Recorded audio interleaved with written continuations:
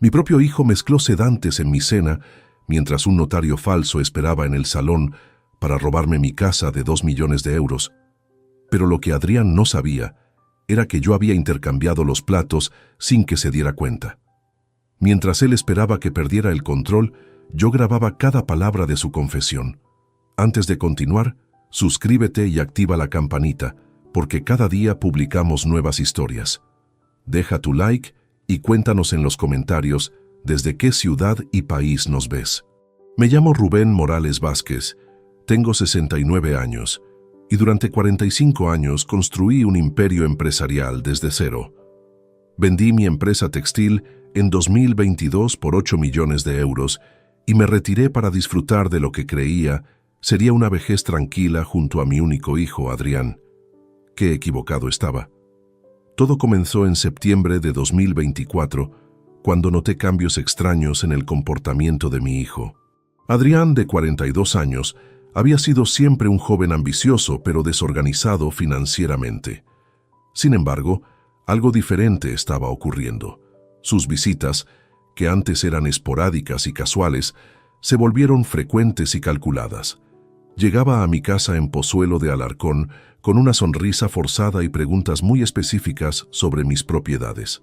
«Papá, ¿has actualizado los documentos de la casa últimamente?», me preguntó un martes por la tarde mientras bebíamos café en la terraza.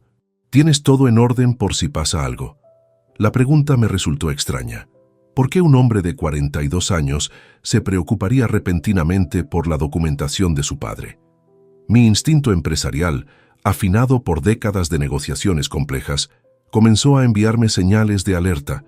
Durante las siguientes semanas observé patrones inquietantes. Adrián revisaba disimuladamente los papeles sobre mi escritorio cuando creía que no lo veía. Sus conversaciones telefónicas se interrumpían bruscamente cuando yo entraba a la habitación. Su esposa, Nuria Pascual Romero, evitaba el contacto visual conmigo y parecía nerviosa en mi presencia. El punto de inflexión llegó el 25 de octubre de 2024. Adrián llegó cerca de las 7 de la tarde, visiblemente agitado. Sus manos temblaban ligeramente cuando me saludó y noté gotas de sudor en su frente pese al clima fresco del otoño madrileño. «Papá, he estado pensando mucho últimamente», me dijo mientras se sentaba pesadamente en el sofá del salón. «La vida es muy incierta. Deberías considerar transferir algunas propiedades para evitar problemas fiscales futuros». Sus palabras sonaron ensayadas, como si hubiera practicado este discurso frente al espejo. Decidí seguirle el juego para obtener más información. «¿A qué te refieres exactamente, Adrián?». «Bueno, la casa vale más de 2 millones de euros ahora. Si algo te pasara, los impuestos de sucesión serían brutales. Sería más inteligente hacer la transferencia ahora, mientras estás en perfectas condiciones mentales».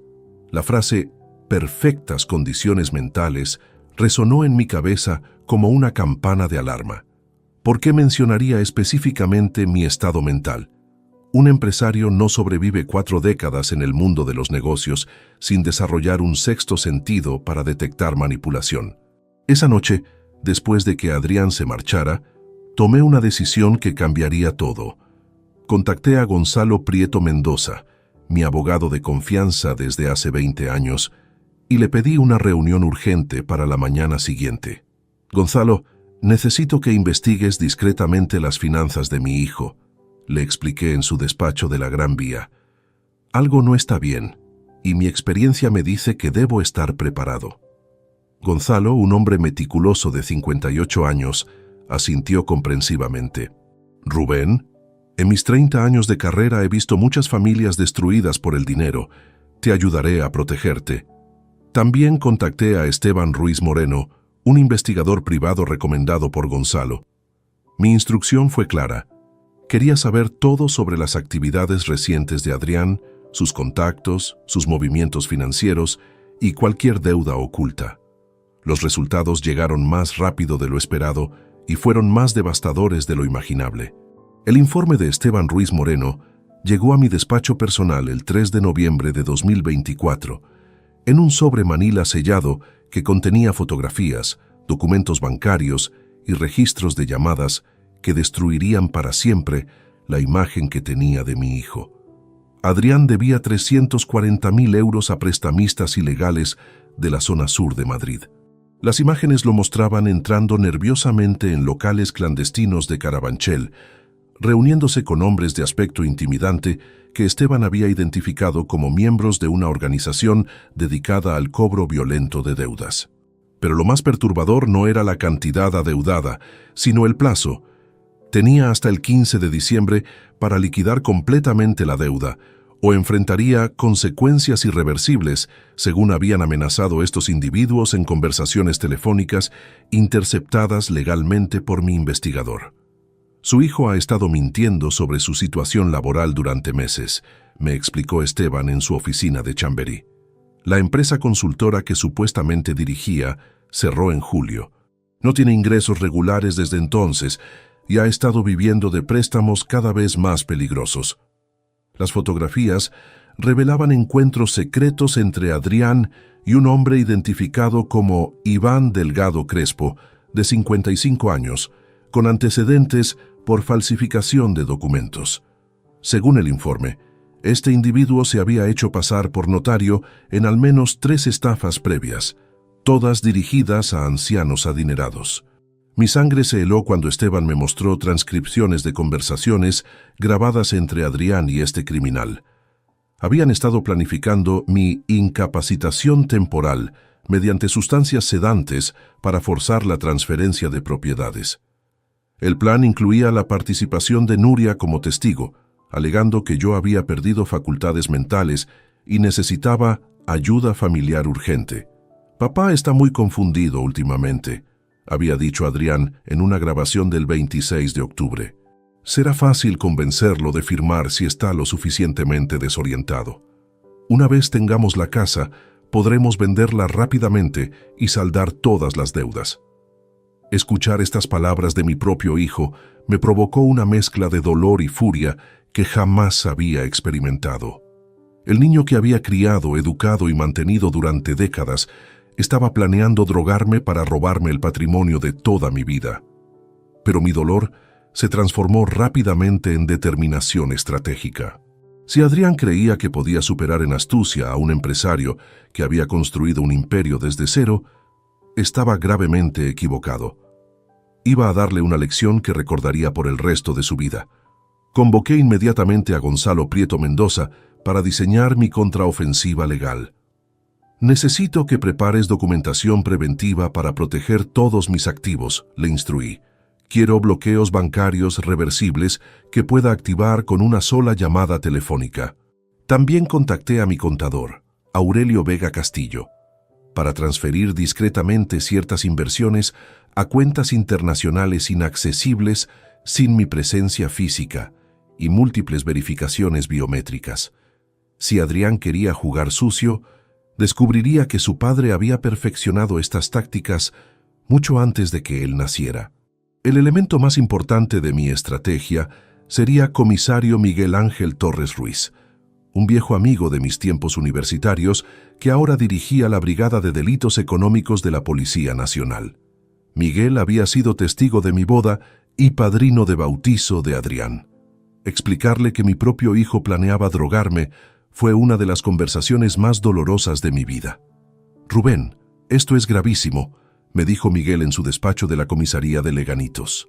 «Tentativa de estafa agravada, uso de sustancias para coaccionar, falsificación de documentos. Estamos hablando de varios años de prisión». Le entregué copias de todas las pruebas recopiladas por Esteban y le expliqué mi plan para capturar a los criminales en flagrante delito.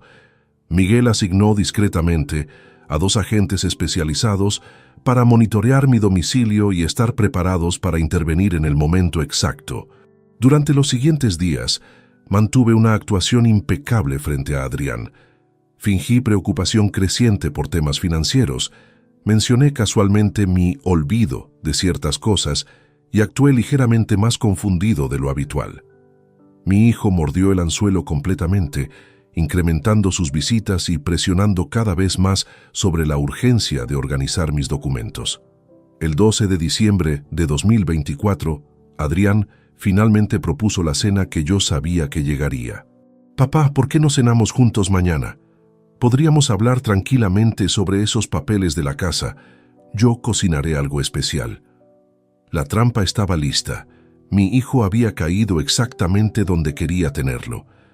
El 13 de diciembre de 2024 será una fecha grabada para siempre en mi memoria. Esa mañana desperté sabiendo que mi propio hijo intentaría drogarme esa noche, pero él no tenía idea de que cada movimiento que haría ya había sido calculado y contrarrestado por mi estrategia. A las 9 de la mañana activé el primer componente de mi plan defensivo. Llamé a Gonzalo desde mi línea segura y pronuncié las palabras clave que habíamos acordado. Los documentos están listos para revisión. Inmediatamente, todas mis cuentas bancarias principales quedaron bloqueadas para transferencias, excepto las operaciones que requirieran mi presencia física con verificación biométrica. Aurelio Vega recibió la segunda llamada codificada. En cuestión de horas, mis inversiones más importantes fueron trasladadas a entidades financieras suizas y luxemburguesas, completamente inaccesibles, sin procedimientos complejos que tomarían semanas completar. Adrián podría conseguir mi firma en 1000 documentos, pero no obtendría ni un céntimo de mi patrimonio real. La preparación tecnológica fue igualmente meticulosa. Instalé discretamente 3 cámaras de alta definición en el comedor y el salón, conectadas a un servidor externo que transmitiría todo en tiempo real a Gonzalo y al comisario Miguel Ángel Torres. Cada palabra, cada gesto, cada segundo de la traición quedaría documentado con calidad profesional. En mi chaqueta, oculté un dispositivo de grabación de última generación, tan pequeño como una moneda, pero capaz de capturar conversaciones con claridad cristalina, incluso a varios metros de distancia. Mi teléfono móvil fue configurado para enviar automáticamente mi ubicación GPS cada 30 segundos al equipo de vigilancia policial. Pero el elemento más brillante de mi estrategia requería una preparación física personal. Durante toda la semana anterior, había estado practicando los efectos de sedación ligera. Movimientos lentos, habla arrastrada, confusión aparente, pérdida gradual del control motor. Había estudiado videos médicos sobre intoxicación por benzodiazepinas para perfeccionar mi actuación. A las 6 de la tarde, Adrián llegó puntualmente a mi casa. Traía una bolsa de supermercado con ingredientes para preparar cordero asado con patatas, uno de mis platos favoritos desde la infancia. La ironía me resultó amarga. Utilizaría mi comida predilecta como vehículo para drogarme. «Hola, papá. ¿Cómo te encuentras hoy?», me saludó con una sonrisa que no alcanzaba sus ojos. Sus manos temblaban imperceptiblemente mientras dejaba la bolsa sobre la encimera de la cocina. «Muy bien, hijo. Es estupendo que cocines para tu viejo padre», respondí con total naturalidad, observando cada uno de sus movimientos mientras él creía tener el control absoluto de la situación. Durante los siguientes 40 minutos, Adrián preparó la cena con una concentración inusual. Normalmente era descuidado en la cocina, pero esa noche medía cada ingrediente con precisión quirúrgica. Lo observé discretamente desde el salón mientras él trabajaba, notando cómo revisaba constantemente su teléfono móvil como si esperara confirmación de algo importante. A las 7:20, mi hijo sirvió 2 platos idénticos de cordero asado. Los colocó sobre la mesa del comedor con una ceremonia extraña, asegurándose de que yo me sentara en el lugar específico que él había elegido. Sin que se diera cuenta, mientras él buscaba el vino en la bodega, intercambié rápidamente los platos.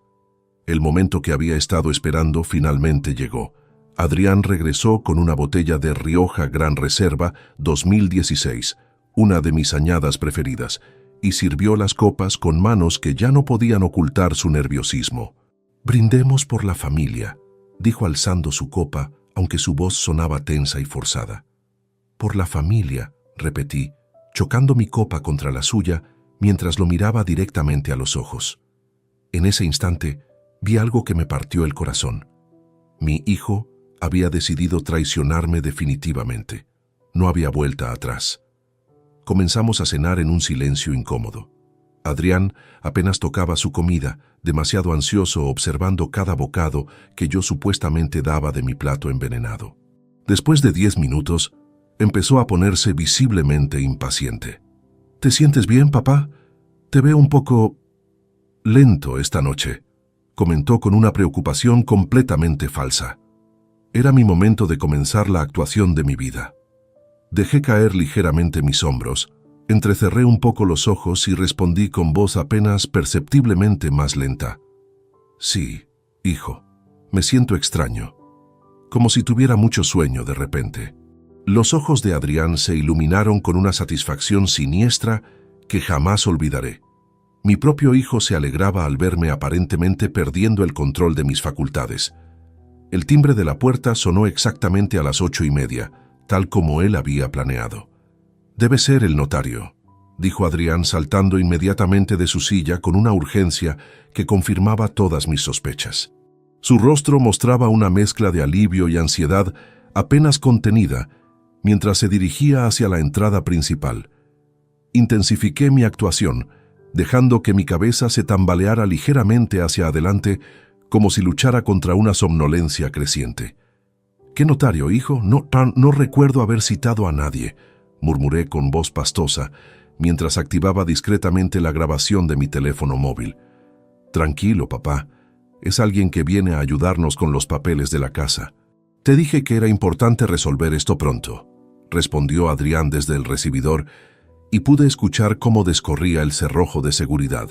La puerta se abrió y entró un hombre corpulento de unos 55 años, vestido con traje oscuro y portando un maletín de cuero negro que pretendía darle apariencia profesional.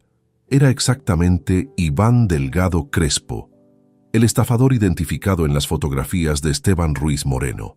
«Buenas noches, soy el notario Delgado», se presentó con una voz grave y autoritaria, extendiendo una mano hacia mí mientras evaluaba mi estado aparente. «Su hijo me ha explicado la urgencia de formalizar ciertos documentos antes de que surjan complicaciones innecesarias».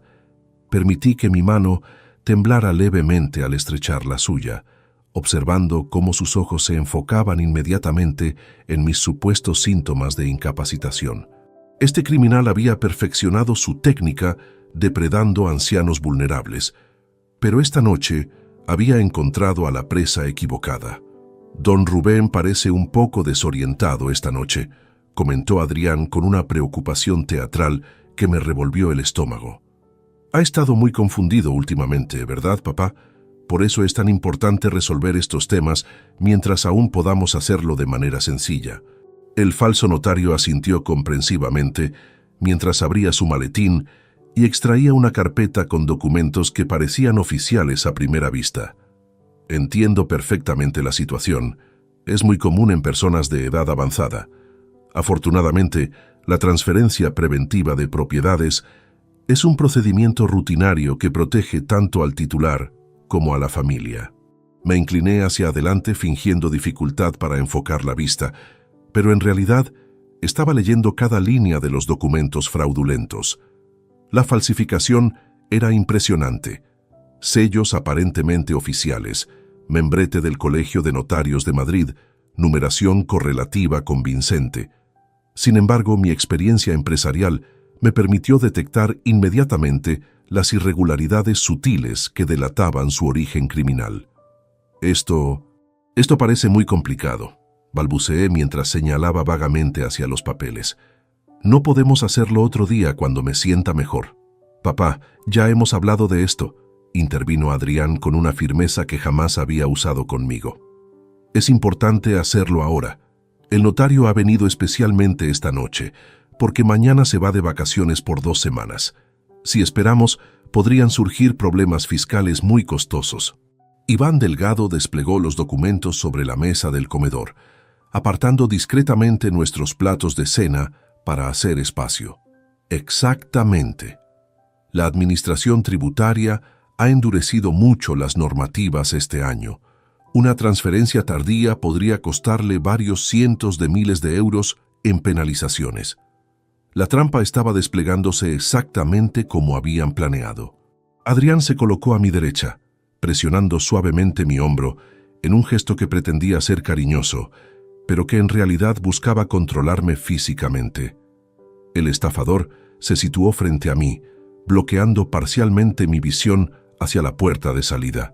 «Mire, don Rubén», continuó el falso notario señalando específicamente hacia una cláusula del contrato. «Este documento simplemente transfiere la titularidad de la vivienda a su hijo Adrián, manteniendo usted el usufructo vitalicio. Podrá vivir aquí hasta el final de sus días, pero legalmente la propiedad estará protegida de cualquier reclamación fiscal futura». Era una mentira sofisticada. Los documentos que tenía frente a mí transferían completamente la propiedad sin ningún tipo de protección para mis derechos de habitación. Una vez firmados, Adrián podría vender la casa inmediatamente y dejarme en la calle sin recursos legales para recuperarla. «No sé, me duele mucho la cabeza», gemí llevándome las manos a las sienes y dejando que mi cuerpo se balanceara ligeramente en la silla. «Todo está muy borroso. ¿No pueden explicármelo más despacio?» «Por supuesto, papá», respondió Adrián con una paciencia exagerada, pero pude detectar la creciente desesperación en su voz. El tiempo apremiaba y yo no estaba colaborando según sus expectativas. «Es muy sencillo. Solo necesitas firmar aquí y aquí», dijo señalando 2 líneas marcadas con X rojas. El momento culminante había llegado. El falso notario extrajo una pluma estilográfica dorada y la colocó ceremoniosamente entre mis dedos temblorosos. «Don Rubén, por favor, firme donde indica su hijo. Es un trámite rutinario que beneficiará enormemente a su familia». Tomé la pluma con mano deliberadamente inestable y la acerqué lentamente hacia el primer espacio de firma. Adrián contuvo la respiración, sus ojos fijos en mis movimientos, como un depredador observando a su presa herida. Pero entonces dejé caer la pluma al suelo con un gesto aparentemente torpe. «Perdón, se me resbaló», murmuré agachándome lentamente para recogerla. La impaciencia comenzó a apoderarse de ambos criminales. «Papá, concéntrate, por favor», insistió Adrián, recuperando la pluma del suelo y colocándola nuevamente en mi mano derecha. Su tono había perdido toda pretensión de paciencia filial y ahora mostraba una urgencia desesperada que confirmaba la gravedad de su situación financiera. El falso notario consultó ostentosamente su reloj de pulsera, un gesto calculado para incrementar la presión psicológica. «Don Rubén, comprendo que se siente indispuesto, pero realmente necesitamos completar este trámite esta noche. Tengo otros compromisos importantes mañana temprano». Decidí escalar mi actuación al siguiente nivel. Permití que mi cabeza se inclinara hacia un lado, como si luchara contra una somnolencia irresistible. Y cuando levanté la vista, fingí dificultades para enfocar correctamente sus rostros. ¿Quién es usted otra vez?», pregunté dirigiéndome al estafador con voz arrastrada. «No recuerdo haberlo conocido antes. Adrián, ¿por qué hay un extraño en mi casa tan tarde?». La frustración de mi hijo se volvió palpable. Sus puños se cerraron involuntariamente, y noté cómo intercambiaba una mirada cargada de significado con su cómplice. Habían subestimado el tiempo necesario para ejecutar su plan, y mi resistencia pasiva los estaba llevando al límite de sus nervios.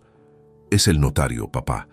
Te lo he explicado 5 veces», respondió Adrián con una aspereza que nunca había mostrado anteriormente hacia mí. «Necesitas firmar estos documentos para proteger la casa de los impuestos. ¿No entiendes que estoy tratando de ayudarte?». Iván Delgado intervino con una sonrisa profesional que no lograba ocultar su creciente irritación. «Señor Morales, entiendo su confusión, pero realmente es un procedimiento muy sencillo. Miles de familias españolas realizan estas transferencias preventivas cada año. Solo requiere su firma en 2 lugares específicos». Me incliné hacia los documentos, fingiendo un esfuerzo considerable para leer las letras. Pero en realidad estaba memorizando cada detalle de la estafa para mi futuro testimonio judicial. Los sellos falsificados, los números de colegiación inventados, las cláusulas leoninas redactadas para despojarme completamente de mis derechos patrimoniales. «Las letras están muy pequeñas», me quejé entrecerrando los ojos. «¿No tienen una lupa por aquí? En mis tiempos los contratos se escribían con letra legible». «Por el amor de Dios», explotó Adrián perdiendo definitivamente la compostura. Son letras normales, papá. Cualquier persona puede leerlas sin problemas. Su arrebato emocional fue exactamente lo que estaba esperando. La máscara de hijo preocupado finalmente había caído, revelando al depredador desesperado que había debajo. El dispositivo de grabación en mi chaqueta capturaría cada palabra de esta transformación para la investigación policial. El estafador le lanzó una mirada de advertencia a Adrián, comprendiendo que los gritos podrían alertar a posibles vecinos. Tranquilo, joven. Su padre está experimentando los efectos naturales del cansancio nocturno. Es completamente comprensible a su edad. Luego se dirigió hacia mí, con una voz melosa que pretendía ser tranquilizadora. Don Rubén, permítame ayudarlo. Yo le indicaré exactamente dónde debe firmar. No necesita leer todo el documento. Confíe en que su hijo tiene sus mejores intereses en mente. Era el momento perfecto para obtener las confesiones más incriminatorias. Levanté la pluma temblorosamente y la acerqué al primer espacio de firma. Pero entonces me detuve bruscamente como si hubiera recordado algo importante. Esperen, ¿esto significa que ya no seré el dueño de mi casa? Pregunté con aparente lucidez momentánea. He vivido aquí durante 25 años. Esta casa tiene todos mis recuerdos con mi difunta esposa, María Carmen. La pregunta directa los puso en una situación delicada. Mentir abiertamente sobre las consecuencias legales constituiría un delito adicional de estafa agravada, pero decir la verdad podría hacer que me negara a firmar. No, papá, mintió Adrián sin vacilar. Seguirás siendo el dueño. Solo cambiamos algunos papeles para protegerte de Hacienda. Podrás vivir aquí hasta que seas muy viejo. Exactamente, confirmó el falso notario. La propiedad permanecerá funcionalmente suya. Este documento simplemente crea una protección legal preventiva contra futuras reclamaciones fiscales. Es una medida muy inteligente que le ahorrará muchísimo dinero. Sus mentiras quedaron registradas con claridad cristalina en mi dispositivo de grabación. Tenía confesiones completas de ambos criminales, negando fraudulentamente las verdaderas consecuencias del documento que pretendían hacerme firmar. Fingí alivio y satisfacción con sus explicaciones. Bueno, si Adrián dice que está bien, entonces confío en él. Siempre ha sido un buen hijo. La ironía de mis palabras no pasó desapercibida para ninguno de los dos, aunque por razones completamente diferentes. Acerqué nuevamente la pluma al papel, pero esta vez permití que mi mano temblara tan violentamente que resultara imposible trazar una firma legible. Después de varios intentos fallidos, dejé caer mis brazos con frustración aparente. No puedo. Mis manos no me obedecen esta noche, gemí con voz quebrada. Todo me da vueltas. Podemos hacerlo mañana cuando me sienta mejor. La desesperación de Adrián alcanzó un punto crítico que revelaría finalmente la verdadera naturaleza de su plan. «Ya no podemos esperar hasta mañana», rugió Adrián perdiendo completamente el control, con una voz cargada de pánico que resonó por toda la casa. «Los plazos están vencidos. Si no resolvemos esto esta noche, perderemos todo». Su confesión involuntaria fue música para mis oídos. El dispositivo de grabación capturaría cada matiz de desesperación en su voz, confirmando que su motivación era puramente criminal, no filial. Iván Delgado le lanzó una mirada fulminante, comprendiendo que su joven cómplice acababa de revelar información comprometedora. Intentó recuperar el control de la situación con una sonrisa forzada dirigida hacia mí. Lo que su hijo quiere decir es que los beneficios fiscales de esta transferencia tienen fechas límite muy estrictas. Después del 15 de diciembre, las tarifas impositivas se incrementarán significativamente. Pero Adrián ya no podía contenerse. La presión de sus deudas, la proximidad del plazo fatal y mi resistencia aparente habían quebrado su autocontrol. Se acercó más a mi silla, con los ojos inyectados en sangre y las manos temblorosas. «Papá, escúchame bien», dijo agarrándome por los hombros con una fuerza que bordeaba la agresión física. «Debo 340.000 euros a gente muy peligrosa. Si no les pago antes del 15 de diciembre, me van a matar. ¿Entiendes? Me van a matar literalmente». El silencio que siguió a su confesión desesperada fue ensordecedor. Iván Delgado cerró los ojos momentáneamente, sabiendo que su cómplice acababa de destruir cualquier pretensión de legitimidad de la operación. «Adrián, cállate», le siseó el estafador entre dientes, pero ya era demasiado tarde. Mi hijo continuó su derrumbe emocional, revelando detalles que yo ya conocía, pero que necesitaba escuchar de sus propios labios para completar las pruebas judiciales. La empresa quebró en julio, confesó con lágrimas corriendo por sus mejillas. Perdí todo el dinero en apuestas online. Primero fueron 5.000 euros, luego 10, luego 50. No podía parar. Cada vez apostaba más para recuperar lo perdido, pero solo me hundía más profundo. Sus palabras confirmaban exactamente la información del informe de Esteban Ruiz Moreno. Ludopatía compulsiva, deudas escaladas con prestamistas ilegales, amenazas de muerte inminentes. «Los de Carabanchel no bromean, papá», continuó sollozando. «Me han mostrado fotografías de lo que les hacen a los morosos. Le quiebran los huesos uno por uno hasta que pagan, y si no pueden pagar, desaparecen para siempre». Iván Delgado intentó una última maniobra para salvar la operación. «Señor Morales, su hijo está experimentando una crisis nerviosa comprensible. Las presiones financieras pueden afectar profundamente a cualquier persona, pero precisamente por eso es tan importante resolver esta situación esta noche». Decidí intensificar la presión psicológica fingiendo mayor confusión. «No entiendo. ¿Adrián está en problemas? ¿Alguien quiere hacerle daño a mi hijo?» «Sí», gritó Adrián cayendo de rodillas junto a mi silla. «Por eso necesito que firmes. Es la única manera de salvarme. La casa vale 2.200.000 euros. Puedo venderla rápidamente, pagar todas las deudas y empezar de nuevo. Te lo ruego, papá». El espectáculo era patético y desgarrador simultáneamente. Ver a mi propio hijo, el niño que había criado con amor incondicional, suplicándome de rodillas que le entregara mi patrimonio para solucionar problemas causados por su propia irresponsabilidad. Pero si firmo, ¿dónde voy a vivir yo?», pregunté con voz temblorosa, fingiendo no comprender completamente las implicaciones. La máscara final de Adrián se desplomó por completo. «Me da igual dónde vivas», gritó con una crueldad que me heló la sangre. «Puedes irte a una residencia de ancianos, puedes vivir en la calle, lo único que me importa ahora es salvar mi vida». Sus palabras resonaron en el comedor como bofetadas.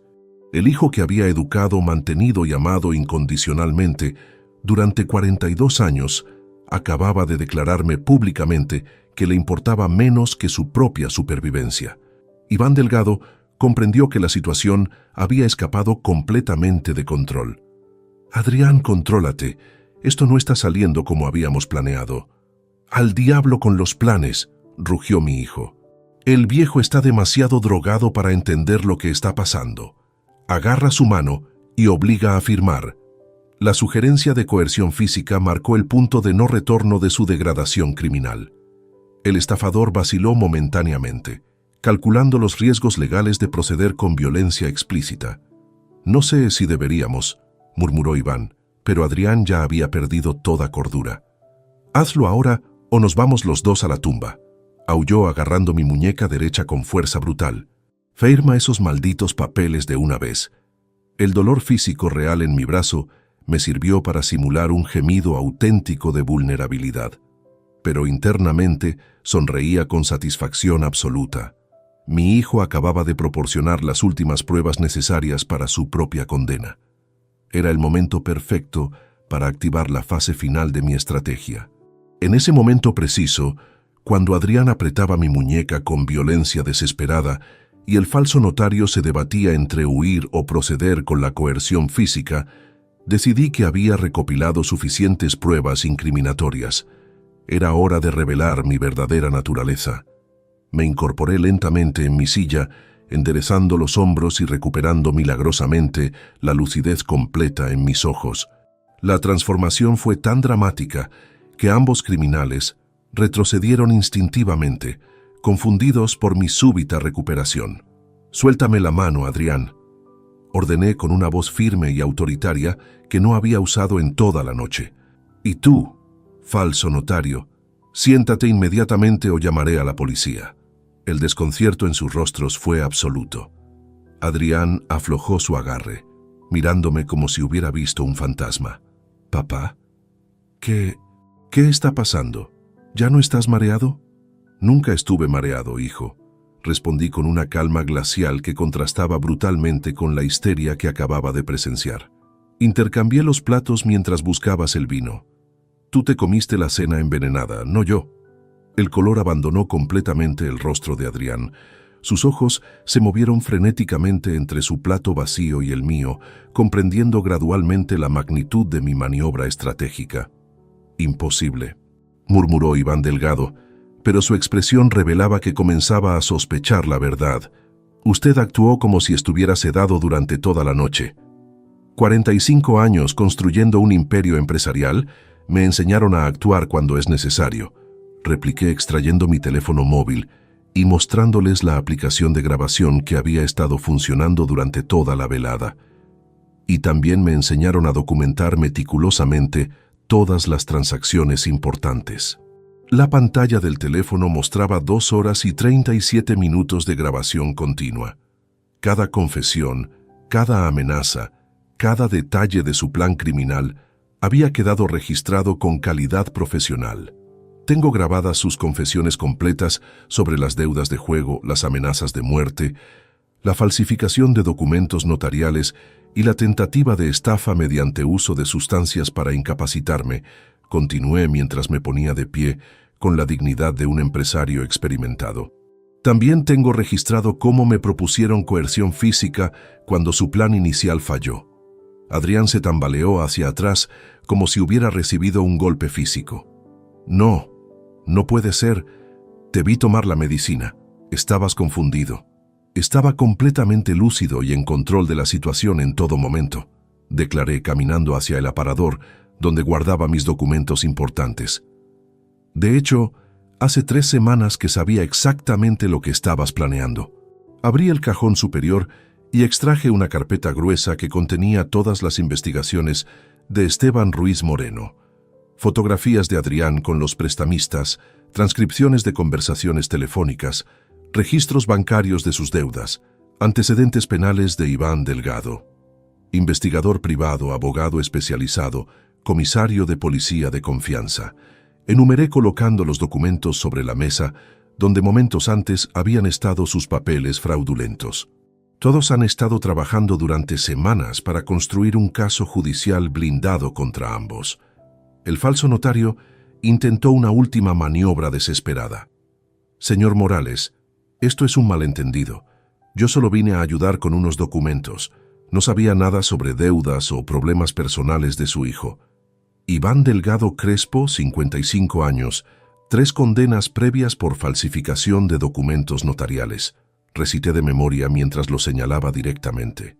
«Especializado en estafas contra ancianos adinerados en Madrid y comunidades vecinas. ¿Quiere que continúe con su historial criminal completo?». Su rostro se desplomó al comprender que su identidad y antecedentes habían sido completamente investigados. No había escapatoria posible de la trampa que yo había construido meticulosamente a su alrededor. Adrián, meanwhile, había caído sentado en una silla con la cabeza entre las manos, comprendiendo finalmente que había sido superado intelectualmente por su propio padre de manera devastadora. «Todo este tiempo, ¿sabías lo que iba a hacer?», preguntó con voz quebrada. «Sabía que algo tramabas desde septiembre», confirmé. «Tus preguntas sobre documentos, tus visitas calculadas, tu nerviosismo, las llamadas misteriosas. Un empresario exitoso no sobrevive 4 décadas sin aprender a detectar traiciones potenciales». Caminé hacia la ventana del comedor y corrí ligeramente la cortina. En la calle, discretamente estacionados, se veían 2 vehículos oficiales de la Policía Nacional con luces apagadas pero motores en marcha. Comisario Miguel Ángel Torres Ruiz ha estado monitoreando esta conversación en tiempo real, anuncié volviéndome hacia ellos. Sus agentes están esperando mi señal para proceder con las detenciones. El silencio que siguió fue sepulcral. Ambos criminales comprendieron simultáneamente que habían caído en una trampa perfectamente orquestada por alguien cuya inteligencia estratégica habían subestimado catastróficamente. Adrián levantó lentamente la cabeza para mirarme y en sus ojos vi algo que me partió el corazón. El reconocimiento de que había perdido para siempre el amor y respeto de su padre. Tomé mi teléfono móvil y marqué el número directo del comisario Miguel Ángel Torres. La llamada fue contestada al primer tono, confirmando que había estado esperando mi contacto durante toda la operación. Miguel, aquí Rubén. Código verde. Procede con las detenciones inmediatamente. Pronuncié con la autoridad de quien había dirigido empresas durante décadas. A través de la ventana pude observar cómo los agentes descendían silenciosamente de sus vehículos y se posicionaban estratégicamente alrededor de mi propiedad. En menos de 2 minutos, el timbre de la puerta principal sonó con la autoridad característica de la intervención policial. Policía Nacional, abran inmediatamente o procederemos a forzar la entrada, resonó una voz amplificada desde el exterior. Adrián e Iván intercambiaron miradas desesperadas, buscando una ruta de escape que no existía. Mi casa había sido rodeada completamente por profesionales experimentados en capturar criminales. No intentéis huir, les advertí caminando hacia la puerta principal. Tengo cámaras de seguridad en todo el perímetro y agentes apostados en cada salida posible. Vuestra única opción es someteros pacíficamente a la detención. Abrí la puerta y el comisario Miguel Ángel Torres entró acompañado por 4 agentes especializados en delitos económicos. Su presencia imponía respeto inmediato, con 3 décadas de experiencia policial grabadas en cada línea de su rostro curtido. «Buenas noches, Rubén. ¿Están los sospechosos en el comedor?», preguntó Miguel con la eficiencia profesional que había desarrollado durante años de amistad y colaboración mutua. «Sí, Miguel. Adrián Morales Santana e Iván Delgado Crespo. Ambos han confesado completamente sus crímenes durante las últimas 2 horas. Tengo grabaciones de audio de alta calidad y documentación fotográfica de todos los documentos fraudulentos». Los agentes se dispersaron rápidamente por la casa, siguiendo protocolos establecidos para asegurar la escena del crimen y evitar la destrucción de evidencias. «Adrián Morales Santana e Iván Delgado Crespo», declaró Miguel entrando al comedor con autoridad absoluta, «quedan detenidos por los delitos de tentativa de estafa agravada, falsificación de documentos oficiales, uso de sustancias para coaccionar y conspiración criminal». Mi hijo permanecía sentado, completamente derrotado, mientras las esposas de acero se cerraban alrededor de sus muñecas. No ofreció resistencia física, pero sus ojos me lanzaban una mirada de odio puro que jamás olvidaré. «Papá, ¿cómo pudiste hacerme esto?», murmuró con voz rota. «Soy tu único hijo. Se suponía que me amarías incondicionalmente». «Te amé incondicionalmente durante 42 años», respondí con una frialdad que me sorprendió a mí mismo. «Pero el amor no me obliga a permitir que me drogues y me robes el patrimonio de toda mi vida». Iván Delgado intentaba negociar con los agentes, prometiendo información sobre otras víctimas a cambio de una reducción de cargos. Su actitud servil contrastaba brutalmente con la arrogancia que había mostrado cuando creía controlar la situación. «Comisario, puedo proporcionarle nombres de otros ancianos que han sido estafados usando métodos similares», balbuceaba mientras era esposado. «Tengo archivos completos en mi domicilio con al menos 20 casos durante los últimos 3 años. Esa información será valorada durante el proceso judicial», respondió Miguel, sin comprometerse a ningún trato. «Por ahora, ambos permanecerán en prisión preventiva hasta que se complete la investigación».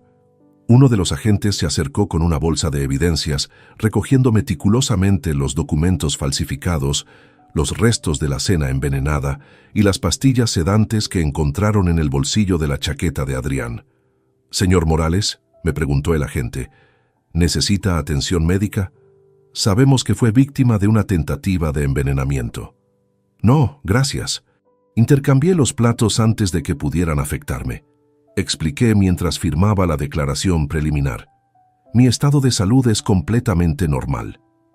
Miguel supervisó personalmente la recogida de evidencias, asegurándose de que cada elemento fuera catalogado correctamente para construir un caso judicial irrefutable. Rubén, mañana necesitarás presentarte en comisaría para completar tu declaración oficial, me informó mientras dirigía la operación. Con las pruebas que has recopilado, estamos ante uno de los casos de tentativa de estafa familiar más documentados que hemos visto. Cuando llevaron a Adrián hacia el vehículo policial, se volvió una última vez hacia mí. Sus ojos ya no mostraban odio, sino una súplica desesperada por el perdón que sabía que nunca obtendría. «Papá, por favor, los prestamistas me van a matar en prisión. Tienen contactos por todas partes. Si no les pago, ordenarán mi asesinato desde fuera». Por un momento, mi corazón de padre vaciló al escuchar el terror genuino en su voz, pero luego recordé sus palabras. «Me da igual dónde vivas. Puedes vivir en la calle. Deberías haber pensado en las consecuencias antes de intentar drogarme», repliqué cerrando definitivamente la puerta de cualquier reconciliación futura. «Ahora enfrentarás las decisiones que tomaste como el adulto que eres». El vehículo policial desapareció en la noche, llevándose para siempre al hijo que había creído conocer. Los días siguientes a la detención de Adrián fueron una sinfonía de decisiones estratégicas que habría hecho palidecer a cualquier general de guerra empresarial. No me permití el lujo de la melancolía. Había una segunda fase de mi plan que requería ejecución inmediata y precisión quirúrgica. A las 8 de la mañana del 14 de diciembre de 2024, exactamente 18 horas después de las detenciones, me presenté en el despacho de Gonzalo Prieto Mendoza con una lista de acciones legales que cambiarían para siempre el futuro financiero de mi hijo. «Gonzalo, necesito que actives inmediatamente todos los mecanismos legales que habíamos preparado», le instruí colocando sobre su escritorio una carpeta con documentos previamente redactados. Revocación completa de herencia, exclusión de sociedades familiares, cancelación de garantías y avalistas. Mi abogado, experimentado en litigios patrimoniales complejos, revisó cada documento con la meticulosidad que había caracterizado nuestra relación profesional durante 2 décadas. «Rubén, estos documentos son devastadores», comentó, ajustándose las gafas mientras leía. «Adrián perderá acceso a todo. Las acciones de la empresa textil que vendiste, los dividendos del fondo de inversión familiar, la participación en los inmuebles comerciales de Chamberí. Exactamente lo que pretendo», confirmé sin vacilar. «Un hombre que intenta drogar a su propio padre para robarle 2 millones de euros no merece beneficiarse ni un céntimo del patrimonio familiar». La magnitud de la desposesión era sistemática y completa. Adrián había sido beneficiario de múltiples inversiones que yo había estructurado durante años para garantizar su estabilidad futura. Propiedades comerciales que generaban rentas mensuales de 4.000 euros, participaciones en fondos de inversión con dividendos anuales de 15.000 euros, acciones de la empresa familiar valoradas en 800.000 euros. «¿Qué hacemos con Nuria Pascual Romero?», preguntó Gonzalo, consultando los registros matrimoniales. «Técnicamente, como esposa de Adrián, podría reclamar derechos sobre algunos bienes gananciales». «Investígala completamente», ordené. «Quiero saber exactamente qué sabía sobre el plan criminal de su marido y cuándo lo supo. Si fue cómplice, la incluiremos en las acciones legales». El informe sobre Nuria llegó 24 horas después, cortesía del investigador Esteban Ruiz Moreno. Los resultados fueron aún más decepcionantes que mis peores sospechas. Nuria no solo conocía completamente el plan para drogarme, sino que había participado activamente en su diseño durante semanas. Las grabaciones de conversaciones telefónicas la mostraban aconsejando a Adrián sobre el timing perfecto para la operación y sugiriendo métodos específicos para incapacitarme temporalmente. La muy zorra hasta investigó qué medicamentos serían más efectivos sin dejar rastros detectables, me informó Esteban en su oficina, mostrándome transcripciones que me revolvieron el estómago. Había consultado páginas médicas sobre sedación en ancianos y efectos de benzodiazepinas en personas mayores de 60 años.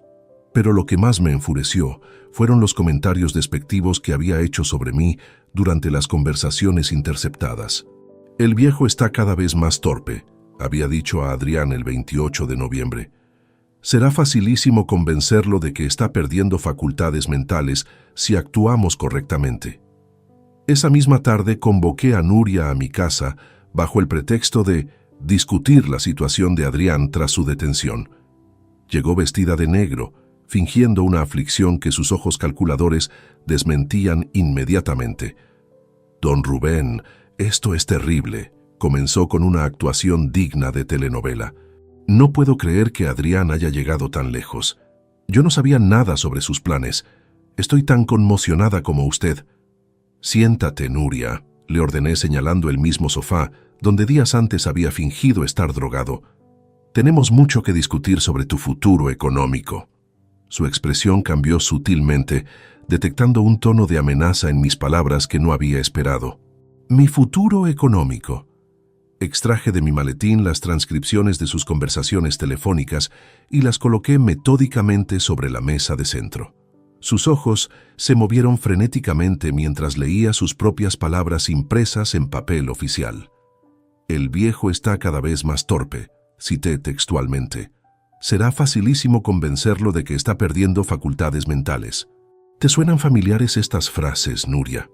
El color abandonó completamente su rostro cuando comprendió que había sido descubierta. Sus manos temblaron involuntariamente mientras hojeaba las páginas de evidencias. «También tengo registros de tus búsquedas en Internet sobre sedación de ancianos», continué implacablemente.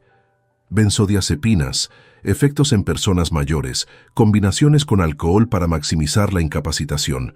Muy educativo». Nuria intentó una defensa desesperada. «Don Rubén, yo solo...» Adrián me pidió que investigara porque estaba preocupado por su salud mental. No era para hacerle daño, sino para entender si realmente estaba bien. «Mentirosa», repliqué con una frialdad que me sorprendió. «Fuiste cómplice activa en la conspiración para drogarme y robarme mi patrimonio, y ahora enfrentarás las consecuencias legales correspondientes». Le entregué una notificación judicial que Gonzalo había preparado esa mañana. «Estás siendo demandada civilmente por complicidad en tentativa de estafa. Todos tus bienes gananciales relacionados con la familia Morales quedarán embargados hasta la resolución del proceso. La casa donde vivían, financiada con mi aval bancario, sería recuperada inmediatamente. El automóvil que conducía, adquirido con garantía familiar, regresaría a mi propiedad. Las cuentas bancarias conjuntas donde yo había depositado dinero para gastos familiares quedarían congeladas». «No puede hacerme esto», protestó con voz quebrada. «Tengo derechos como nuera». «Tenías derechos como nuera», la corregí. «Los perdiste cuando decidiste conspirar para drogar al patriarca de la familia. Ahora solo tienes obligaciones como acusada criminal». Nuria salió de mi casa llorando, comprendiendo que había perdido para siempre la vida cómoda que había disfrutado durante años gracias a la generosidad que acababa de traicionar. Esa noche, sentado en mi despacho, calculé el impacto total de mis decisiones. Adrián y Nuria perderían aproximadamente 1.400.000 euros en activos, rentas y expectativas futuras. Una lección financiera que recordarían hasta el último día de sus vidas. El proceso judicial comenzó el 23 de enero de 2025 en los juzgados de Plaza de Castilla, bajo la presidencia de la magistrada Carmen Delgado Herrera, una jurista de reconocido prestigio especializada en delitos económicos familiares. La sala estaba abarrotada de periodistas, curiosos y profesionales del derecho, atraídos por la singularidad del caso. Un padre que había tendido una trampa perfecta a su propio hijo. Adrián compareció esposado, flanqueado por su abogado de oficio, un joven recién graduado llamado Pablo Sánchez Ortega, que claramente se sentía superado por la complejidad del caso. Las ojeras profundas y la pérdida evidente de peso mostraban cómo los 2 meses de prisión preventiva habían devastado física y emocionalmente a mi hijo. «Señoría», declaré desde el estrado de testigos con la compostura de quien había dirigido juntas empresariales durante décadas. «Mi testimonio está respaldado por pruebas técnicas irrefutables. Grabaciones de audio digital, documentos falsificados intervenidos por la policía científica, análisis toxicológico de los alimentos envenenados. La fiscal del Estado, doctora Amparo Ruiz Jiménez, presentó metódicamente cada pieza de evidencia. Las grabaciones de las confesiones de Adrián resonaron en la sala silenciosa como campanas funerarias de su futuro. Su voz desesperada admitiendo las deudas de juego, las amenazas de muerte, la conspiración para drogarme. Me da igual donde vivas. Puedes vivir en la calle, repetía el audio con claridad devastadora. Varios asistentes en la galería pública susurraron expresiones de shock al escuchar la crueldad desnuda en las palabras de un hijo hacia su padre anciano. El abogado defensor intentó una estrategia de desesperación, alegando que Adrián había actuado bajo presión extrema de criminales que amenazaban su vida. Mi cliente es víctima de una organización de prestamistas ilegales que lo habían acorralado hasta un punto de no retorno psicológico, argumentó Pablo Sánchez, con más pasión que fundamento legal.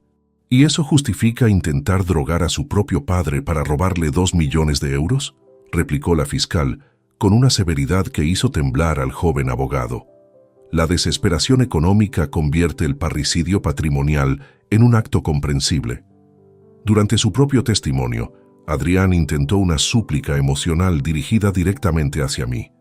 Papá, sé que lo que hice fue horrible, pero estaba aterrorizado. Esos hombres me habían mostrado fotografías de lo que les hacen a los deudores morosos. No podía pensar con claridad. Sus lágrimas parecían genuinas, pero ya no me conmovían. Había cruzado una línea que ningún amor paternal podía perdonar. Tuviste múltiples oportunidades de pedirme ayuda honestamente, respondí desde mi asiento. Elegiste el camino de la traición y la violencia.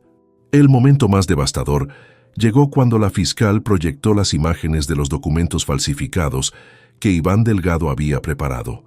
La transferencia de propiedad habría sido completamente legal una vez firmada, despojándome de toda protección jurídica sobre mi hogar de 25 años.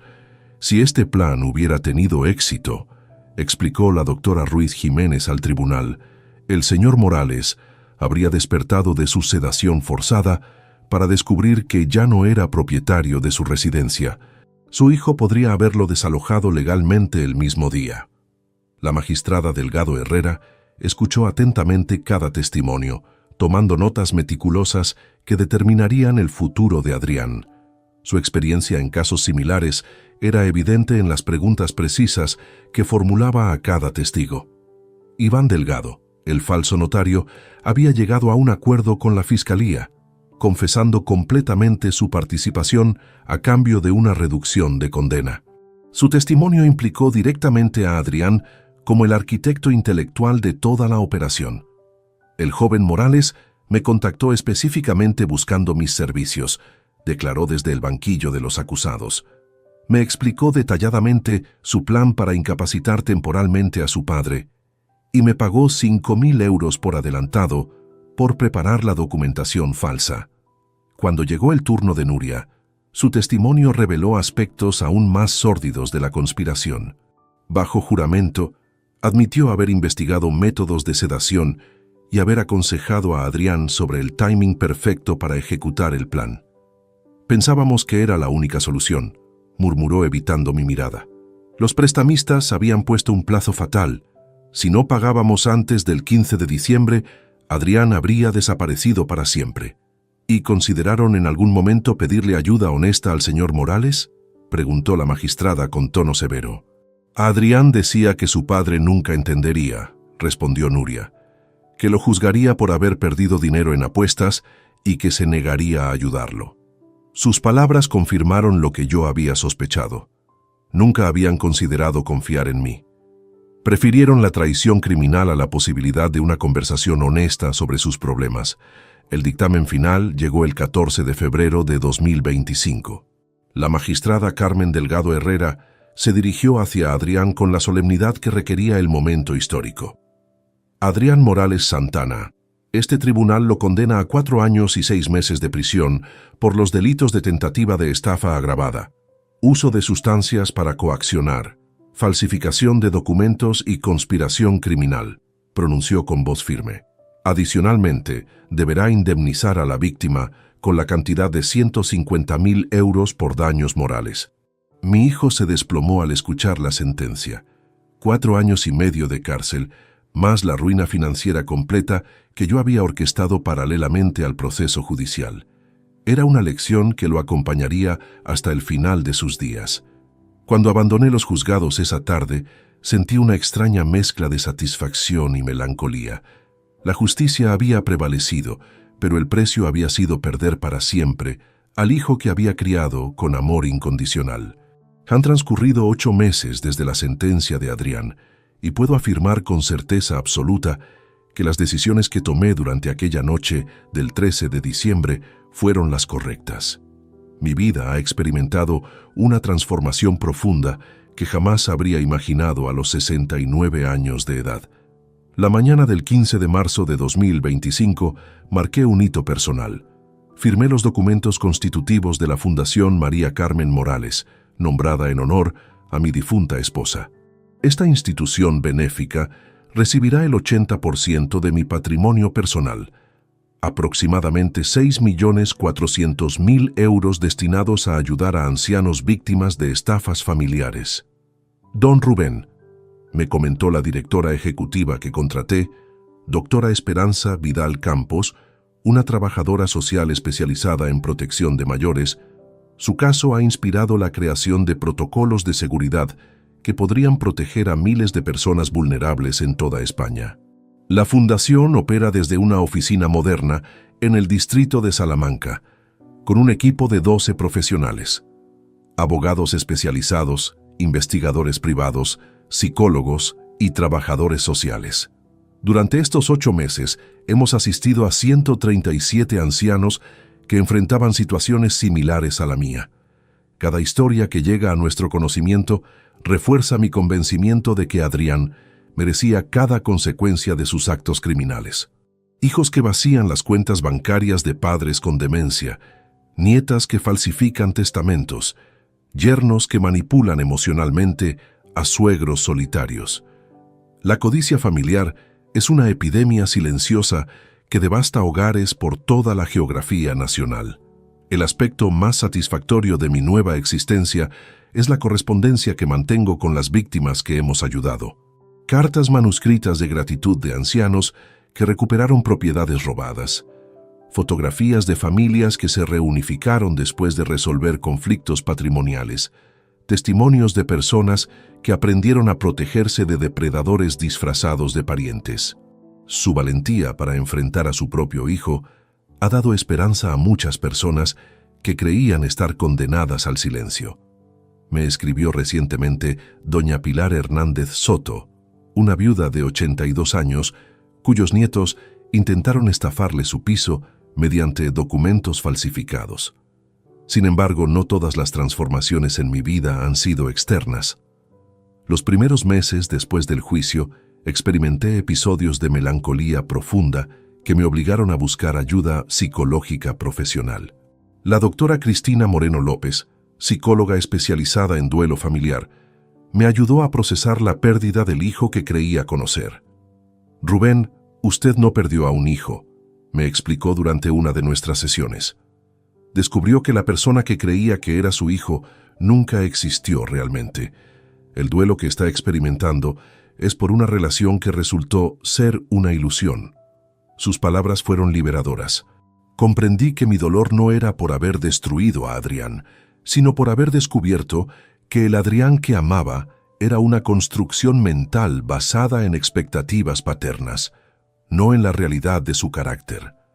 Durante los últimos meses he recibido exactamente 17 cartas de Adrián desde la prisión de Soto del Real. Todas permanecen sin abrir en un cajón de mi escritorio. Su contenido es irrelevante. Nada de lo que pudiera escribir cambiaría la naturaleza fundamental de sus acciones.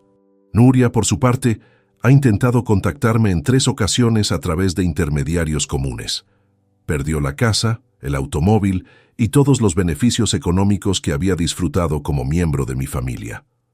Actualmente trabaja como cajera en un supermercado de Getafe, ganando 1.200 euros mensuales. Una lección práctica sobre las consecuencias de la traición. El elemento más reconfortante de mi nueva realidad es la relación que he desarrollado con María José Ruiz Delgado, una viuda de 65 años que conocí durante una conferencia sobre protección patrimonial de ancianos. Perdió a su esposo hace 3 años por cáncer y también fue víctima de una tentativa de estafa por parte de un sobrino codicioso. Rubén, admiro tu fortaleza para hacer lo correcto, incluso cuando era doloroso, me comentó durante uno de nuestros paseos dominicales por el Parque del Retiro. Muchas personas habríamos perdonado por debilidad emocional, permitiendo que los criminales continuaran abusando de nuestra bondad. María José comprende mi decisión porque ella también tuvo que tomar medidas legales contra un familiar que intentó apropiarse indebidamente de la pensión de viudedad de su difunto marido. Su apoyo emocional ha sido fundamental para mi proceso de sanación personal. Los domingos por la mañana desayunamos juntos en la terraza de mi casa, la misma donde Adrián solía hacerme preguntas calculadas sobre mi patrimonio. Ahora esa terraza es un espacio de paz donde María José y yo planeamos actividades para la fundación y compartimos reflexiones sobre la segunda oportunidad que la vida nos ha ofrecido.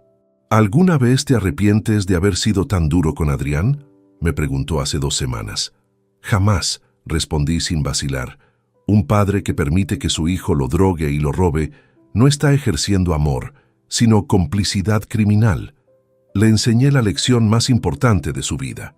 Las acciones tienen consecuencias, incluso cuando las víctimas son las personas que más te aman. Esta mañana, mientras revisaba los estados financieros de la fundación, calculé que nuestras actividades benéficas han protegido aproximadamente 12 millones de euros en patrimonio de ancianos vulnerables. 12 millones que habrían terminado en manos de estafadores familiares si no hubiéramos intervenido. Adrián cumplirá su condena completa. No habrá perdones, no habrá reconciliaciones, no habrá segundas oportunidades. Aprendió que traicionar la confianza familiar tiene un precio que se paga durante toda la vida. Y yo, a los 70 años, he descubierto que la verdadera paternidad no consiste en proteger a los hijos de las consecuencias de sus actos, sino en asegurarme de que esas consecuencias sean lo suficientemente severas para evitar que cometan crímenes similares en el futuro. La justicia, cuando se aplica con inteligencia y determinación, puede ser la forma más pura del amor paternal. Si esta historia te ha gustado, apóyanos con un like, suscríbete al canal y déjanos tus opiniones en los comentarios. Para escuchar la siguiente historia, haz clic en la caja que aparece a la izquierda. Gracias por acompañarnos.